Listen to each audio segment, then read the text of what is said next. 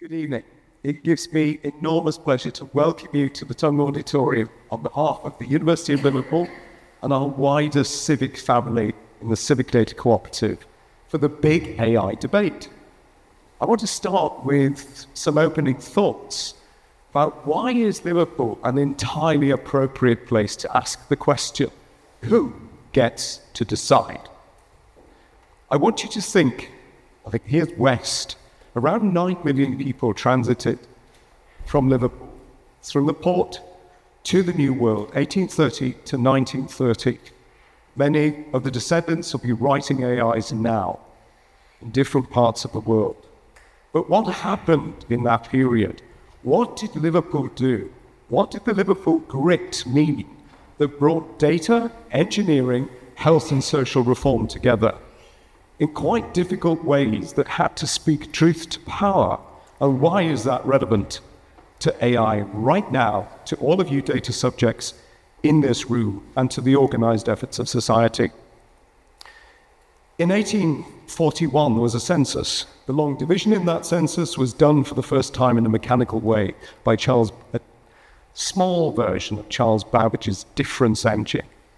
He was friendly with an epidemiologist, William Farr, who was the counterpart to William Henry Duncan in Liverpool, looking at data, trying to think about population health, and facing ever more difficult numbers that really had to be put into action. But what action? In 1843, William Henry Duncan went over there to the Liverpool Literary and Philosophical Society with pamphlets to provoke debate on why might there be such a high mortality rate in a seemingly very wealthy city. What were the conditions of the working poor? Why was cholera rife? Why did we not get infection under control? And how could you turn the data into action? By 1846, head of national groups, Liverpool had set the Liverpool Sanitary Act. By 1847, there was a triad of people, an interdisciplinary approach to act on the data, whilst moving ahead with criticisms nationally of moving so quickly, not asking permission from London, and barely begging forgiveness. There was a medic, William Henry Duncan. There was the borough engineer, James Newlands, and there was the inspector of nuisances, Thomas Fresh. So you had the need in health represented, you had the technology in what was at the time quite a feat of engineering of building sewers in this city. And you had the regulation, the legal framework for the regulation, and the civic framework to organize the efforts of society coming together. The same time, around the next 10 years, there would be a lot of interest from philanthropists in social reform. So William Rathbone, at the time a wealthy merchant and social reformer, was very interested in how to scale up healthcare, very interested in the data his friend Florence Nightingale was using at the early origins of health and the statistical movement. His daughter was growing up through this, so Eleanor Rathbone, a great social reformer, and the origins of income support for families' welfare to protect families with young children. That social reform came alongside women's rights and action on racism, again with data. Gritty problems that had the need, then the technology, then the regulation. Where are we now?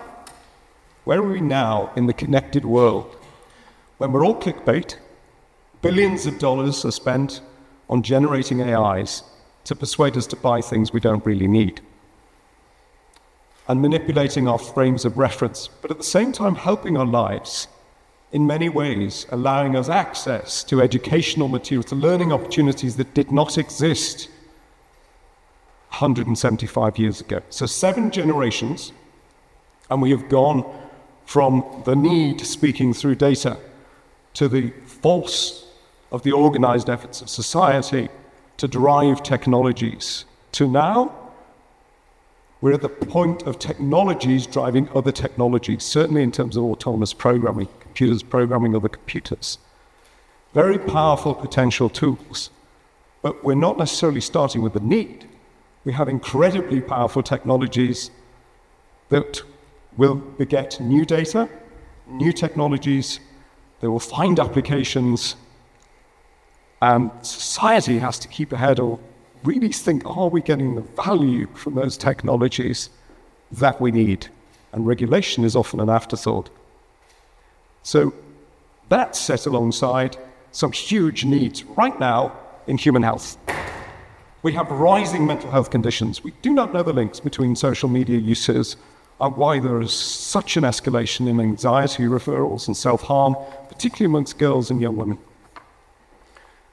We have an antimicrobial crisis. By 2050, 10 million people a year will die from infections we can't treat or antibiotics don't work anymore.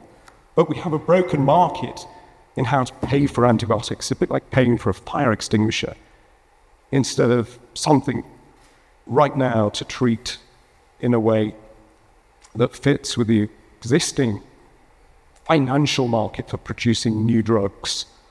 But we're applying wonderful AIs to discover new medicines, but not in the area of new antibiotics, new antimicrobials, including antivirals, and new ways of using them in a connected world. The market connections aren't quite there.